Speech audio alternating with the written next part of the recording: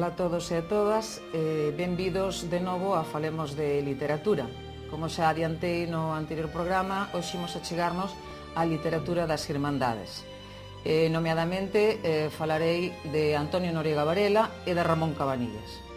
Cando falamos da literatura das Irmandades, estámonos a referir a unha época marcada polo nacemento ou pola creación do nacionalismo galego. No século XIX falamos do regionalismo, incluso mesmo antes, arredor dos anos 1840, do provincialismo, e considerarse que o nacionalismo galego nace en 1916 coas Irmandades da Fala. As Irmandades da Fala eran unhas organizacións, uns grupos de intelectuais galeguistas que reivindicaban, digamos, a idea de Galiza como nación e, sobre todo, defendían o uso da lingua galega, o monolingüismo, e tratan de estender a nosa lingua a todos os ámbitos da cultura e da sociedade. Os escritores que imos estudar hoxe, dos que imos a falar, están vinculados coas Irmandades da Fala, fundamentalmente a figura de Ramón Cabanillas.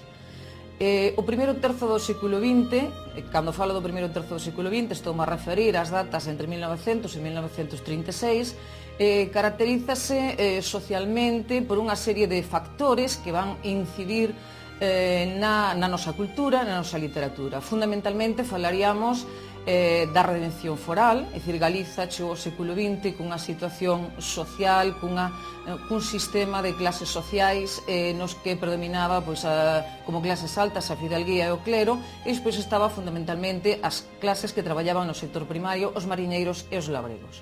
As asociacións agrarias, fundamentalmente Acción Gallega, pois loitan, maniféstanse e traballan desde todos os ámbitos posibles para conseguir o que se denominou a redención foral, é dicir, que os campesiñados pudesen acceder á propiedade da terra, cousa que se conseguiu no ano 1926 durante o goberno de Primo de Rivera.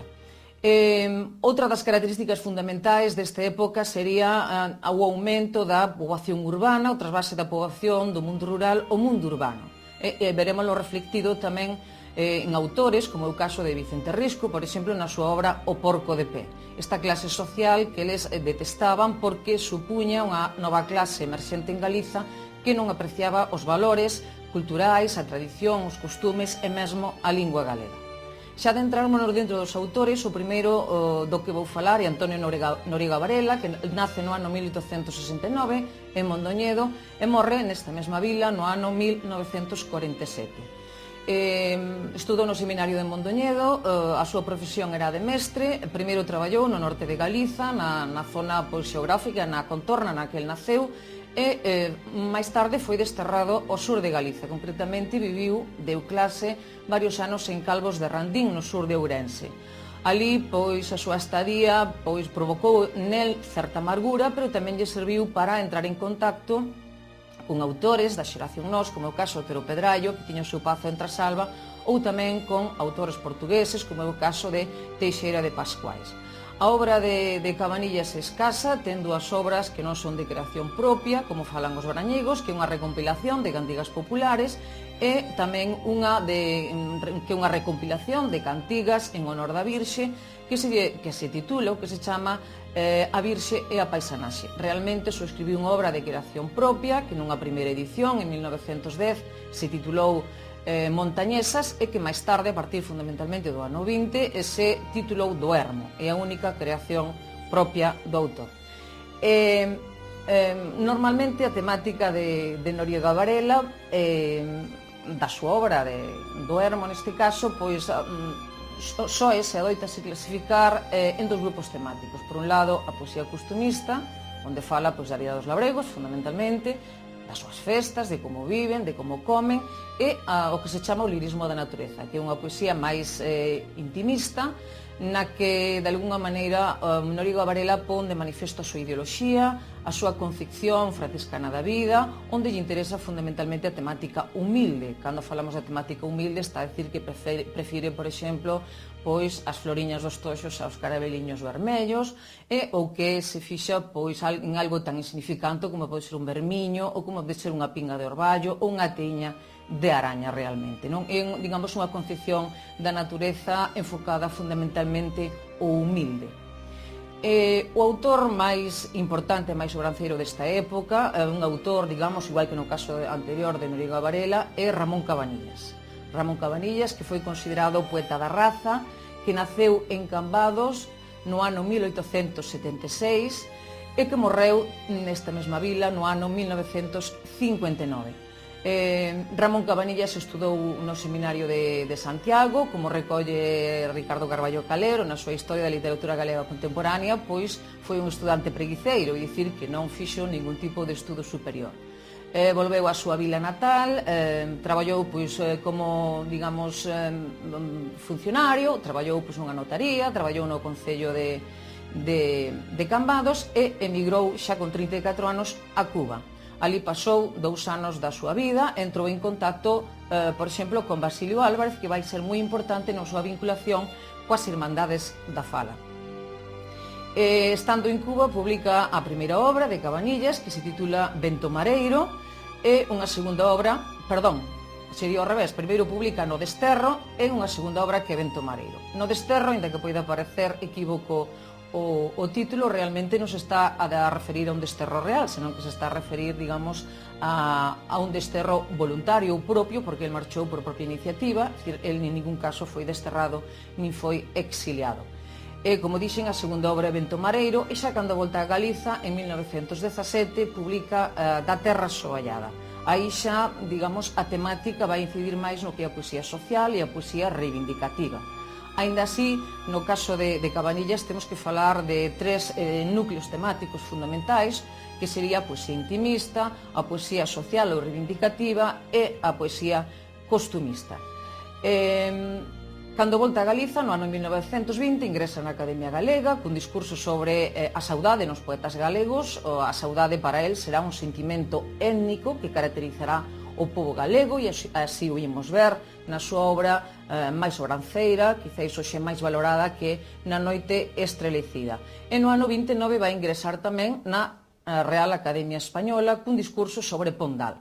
Pondal, Rosalía e Curros serán os poetas do século XIX que máis van influir na obra de Cabanillas. En moitos dos seus textos imos atopar dunha maneira clarísima a influencia de Curros, verémolo na Noite Estrelecida, ou verémolo, por exemplo, en poemas como Os Pinos Saudosos. No caso de Rosalía, pois a influencia é clarísima en poemas de tipo intimista como As miñas costas calada, Eu tiño unha arela, mesmo A rosa que sangra, onde utiliza pois o símbolo da rosa vermella, da rosa branca, un título precioso que se refire pois ás épocas felices da vida das persoas, dos seres humanos, fundamentalmente a infancia e a xuventude, e como mediar a xornada, como el dirá, decir, cando xa nos imos facendo maiores, nos imos facendo adultos, realmente, digamos, as rosas vermellas simbolizan o sufrimento, a morte dos familiares máis achegados, a morte dun fillo, etc., etc. No caso de Curros tamén imos atopar unha influencia clarísima, sobre todo na poesía social. A única diferenza, ou quizáis a diferenza máis fundamental entre Cabanillas e Curros Enríquez será digamos, o tema do anticlericalismo que vimos en Curros, e que no caso de Cabanillas non vai a ser así. No caso de Cabanillas é todo o contrario, e isto vai a manifestar, por exemplo, na súa obra Na Noite Estrelecida.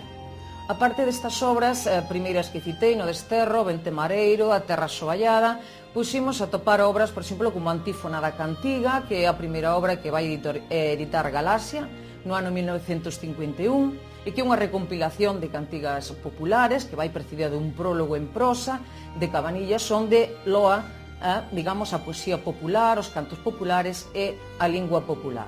Tamén ten obras pois como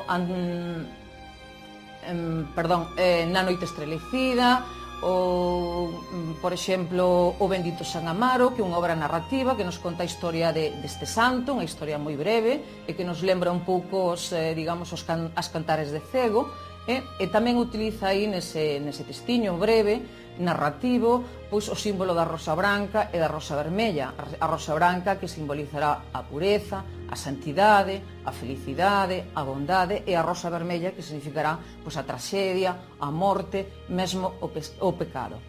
Nesta obra, digamos, tamén temos que salientar as ilustracións realizadas por Castelao. Tamén traduciu obras de linguas estranxeiras e mesmo de linguas clásicas. Estamos falando, por exemplo, das paráfrases de versos de Alleas terras e tempos idos. E tamén temos que falar quizáis da obra máis importante de Cabanillas, que é Na noite estrelecida. Na noite estrelecida é unha obra que fai referencia á materia de Bretaña. Cando falamos da materia de Bretaña estamos a referir a unha temática xa moi coñecida na Idade Media, que é, pois, a espada Excalibur, o rei Arturo, os cabaleiros da Táboa Redonda, o mago Merlín. Entón, o que fai Cabanillas é unha reelaboración deste tema. Esta obra, que foi publicada no ano 1926, o que fai Cabanillas é, de alguna maneira, mesturar o tema da raza, moi vinculado, por outra parte, tamén a Pondal, e a outros autores desta época, como veremos no caso de Risco, o celtismo, co galeguismo ou coa arela nacionalista. Esta obra consta de 3 partes, ou de 3 sagas, que serían por unha primeira parte que se titula A espada Excalibur, de que se inicia cando Merlín anuncia que, estando vacante o trono de Caledonia, será nomeado rei aquel que consiga erguer a espada máxica. Esa espada máxica, como todos sabemos, consegue arrincar dun rochedo Arturo, que será convertido en rei. A segunda parte, o Cabaleiro Santo Grial, pois os cabaleiros parten en busca dese obxeto mítico que é o Grial, e o cabaleiro escollido neste caso será Galaad. E finalmente o sono do rei Arturo, que é a última parte, pois fala da chegada de Galaad co Grial á corte de Arturo, e Arturo, xa maior, vai dormir un sono profundo nunha furna galega. A obra tamén é simbólica, en canto que remata, pois, cando introducen a Arturo na furna, lle poñen unha rocha na entrada desa furna e aparece a palabra en maiúsculas esperade. O que nos está dicindo Cabanillas é que teñamos confianza e que esperemos nun novo futuro, nunha redención para Galiza. Como xa dixen antes, o que fai Ramón Cabanillas é, por un lado, cristianizar unha temática que é pre-cristiá, polo tanto, de alguna maneira xoga ca súa ideoloxía cristiá. Despois tamén galeguiza o tema, é dicir, a espada Excalibur aparece na illa de Sálvora, o Grial é atopado por Galaad no Cebreiro, e Arturo vai dormir un sono profundo nunha furna galega. Toda a paisaxe que nos describe Cabanillas é galega. Digamos que todo o sentimento que impregna os personaxes desta obra é o sentimento da saudade, que tamén é un sentimento étnico. Polo tanto, digamos que é unha obra que, partindo dunha temática antiquísima, dunha temática precristiá, o que fai Cabanillas é galeguizala e poñela ao servizo da identidade galega, do nacionalismo galego. É unha obra triangular, porque 3 son os símbolos, 3 son os personaxes principais, 3 son as sagas, e é unha obra que tivo unha importancia extraordinaria nese momento, porque supuxo o cénit ou o cumio, digamos, da perfección. Nesta obra xa, digamos que Cabanillas non busca tanto, digamos, o contido social, a defensa de Galiza, iso de ergámonos en medo e envolvamos o pazo pois en lume, etc. E, de alguna maneira, esa reivindicación que fai de Galiza, do nacionalismo galego, de que loitamos pola nosa terra, e de alguna maneira xa profundiza no aspecto máis formal ou estético da literatura. E xa para rematar, mencionarei 2 obras de teatro. O teatro foi considerado moi importante polas Irmandades da Fala, porque era unha maneira de estender as súas ideas, de espallar as súas ideas, e estaba ao servizo da ideoloxía nacionalista. As obras de Cabanillas son obras que escribiu cunha finalidade moi concreta. A Man de Santiña, que publicou no ano 1921, é unha obra escrita para a inauguración do Conservatorio Nacional de Arte Galego, creado polas Irmandades da Fala na Coruña. É unha obra de entretenimento, dun equívoco amoroso, que remata ben. Santiña pois, é unha das protagonistas. E unha segunda obra que é o Mariscal, que está ao servizo da ideoloxía nacionalista. O que fai Cabanillas, a petición sobre todo de Antón Vilar Ponte, é de mitificar de alguna maneira un personaxe lendario que é o Mariscal Pardo de Cela, como xa dixen en capítulos anteriores, fora executado en 1483 na praza de Mondoñedo por oporse, supostamente, digamos, ao centralismo, á opresión e ao soallamento dos reis católicos.